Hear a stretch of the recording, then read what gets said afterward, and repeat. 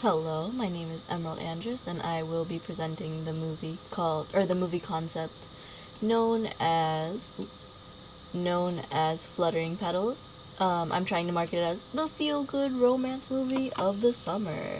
You know, this movie, before we can really get into the bulk of it, is about the Hanahaki disease. The Hanahaki disease is a fictional disease derived from Asia. It's super well known in Japanese culture, not really in Western culture. Basically, what happens is when you have a crush on someone and they don't, return your feelings, you're gonna start coughing up flowers. This is super painful, very harmful, very cinematic though. You can imagine how beautiful this is. It's painful and beautiful and raw. You know, if not treated, the flowers will grow so much that this person will literally suffocate on their love. There's only two cures, either having the other person fall in love with you, or getting it says disease, it should say getting a surgery that would remove the flowering buds, but also remove their ability to ever love again. Um, Real people can't really catch this disease, it's completely fictional, but they can experience heartache. And heartache even causes some physical symptoms. It feels real, it's heartache, it hurts. This movie creates the bridge between imagery and symbolism, right? It's a pain that you can't actually see, and we're giving it an image. You can see it happening. It's seeing the real pain in motion that many people have felt in their life. Plot-wise, we will be following my main character, a blue-haired, kind of average girl. She's kind of your girl next door, very nice, kind of dorky. You can kind of see that her name is Adeline. She is a victim of a reverse Hanahaki disease, where instead of being the one who coughs up flowers because her love is unrequited, she coughs up flowers when other people have crushes on her. She doesn't really cough them up, she kind of hiccups them up, actually. It's kind of like an awkward little and a flower comes out like, oh, and it happens when she's around the people who do have crushes on her. I can see this being very comical, very kind of awkward, where she tries to hide it. She has to make sure they don't see. Specifically, I'm seeing a plot where, this Adeline comes into high school and people are finally starting to get crushes on people. They're kind of growing up a little bit. And she's found herself having many people have crushes on her. And this creates a conundrum, because the more people that have crushes on her, the more she's gonna hiccup. She has to hide this from her suitors because she's in high school and this is an awkward time. One, she doesn't want people to know she has this disease, and two, she doesn't want the people who are in love with her at this point to be embarrassed, to be hurt by her actions. She doesn't want them to know that she knows. I see, plot where she can go to school and try, comical ways to avoid having them see the flowers. She's jumping out of windows, she's covering her face, she's, pulling them out and handing them to the people. She's blushing really hard. I see a school dance, where she's in a room with all of them. She can't avoid it. A big reveal, secrets exposed, misconceptions, miscommunications, all that bulk of teenage drama that people love, with the added input of, love triangle magic. You have tons of creative input and changes for whatever direction you want. This is obviously a very loose thing, but I think that this would have a lot of room for plenty of plot points and everything, Just to market this, it would be marketed as a, type of in a world where kind of movie, where it creates a brand new fictional universe and it gives you so many opportunities for more movies, for more merchandise, for just ideas. This universe is vast and the Hanahaki disease is very unexplored, so you have plenty of opportunities to do whatever you want. I think marketing it as a high school, kind of coming of age story, follow her story as she traverses high school with the twisted disease that causes those closest to her more pain than it could ever cause her. I think that's going to be hook, line, and sinker. People are going to be interested. They're going to want to see, they're going to want to know, they're going to want to understand, And that's going to make them come see this movie. This is gonna be Adeline. You know, she's my concept for this character. She's kind of an awkward social recluse, but she draws people to her. She's dorky and kind of funny in a way that's very real.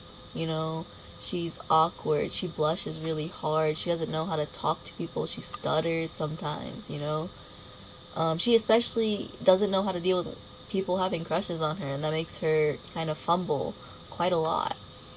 That makes her super just like relatable. People and audiences love a character who's so painfully awkward that they just kind of cringe a little, you know?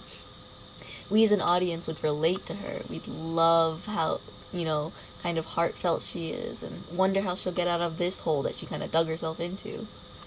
I see her personally as an Asian actress, and I think that would give her wonderful like body and weight to her character, because you know Asian representation is bursting at the seams right now, and it's only gonna get better from here, you know. And I think adding to that is gonna make the world a better place. Our Asian demographic is gonna see themselves in this girl, and they're gonna feel like they belong, you know. This character is also LGBT, which is an even wider demographic of people who can relate to her. It also leaves a lot of room for the cast. You know, I see multiple colorful characters in this cast. You know, she's gonna have multiple suitors. There's gonna be those high school teachers, parents, friends. There's so much room for playing around. You can make the bad boy stereotype, the girl next door, a nerd, a jock. You know, the possibilities are endless. The characters are just begging to be filled. They're begging to exist at this point. I think this gives a lot of artistic depth, you know. While it is having a lot of room for comedy and jokes, I think deep down at this core it's about the ideas of love and learning how to take rejection, reciprocation, and understanding in yourself, you know. This is literally a very cinematic, artistic rendition of something, you know. It's giving symbolism to actual heartbreak. And I think having something so delicate of like flower petals bursting from one's throat in something that seems kind of violent and painful, it kind of gives me chills. It's so ironic and interesting. I think this has a wonderful demographic, a typical coming-of-age movie that could also be very family-orientated and lighthearted. Also has the room for relatability and heart-wrenching drama. You know, the Hanahaki disease has almost no exposure in Western film, and this is going to attract the attention of curious Western audiences and audiences from East and Asian countries.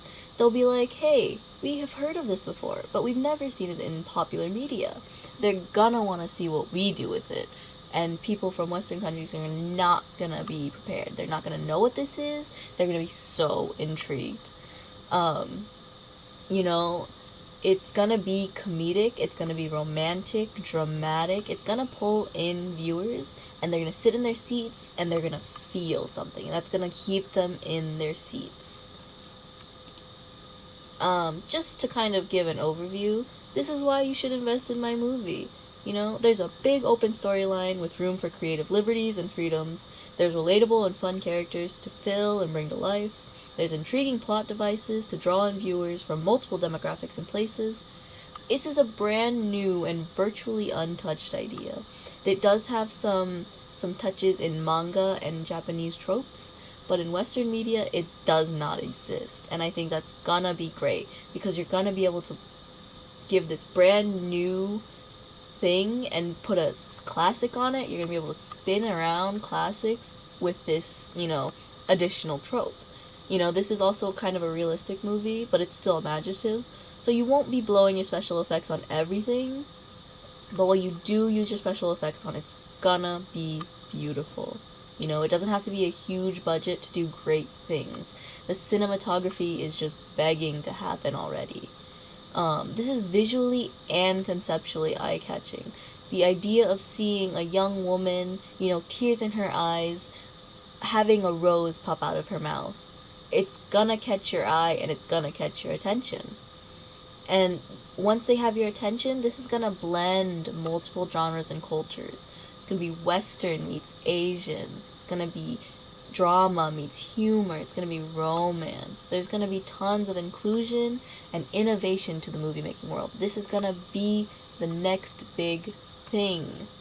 And it's going to give you so much room to do whatever you want and everything you want. Because there are no limits here.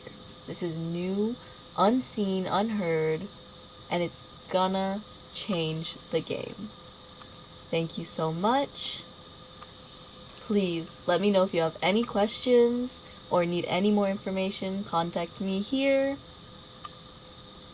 Change the world with me. This movie's gonna do it. You just have to hop on board.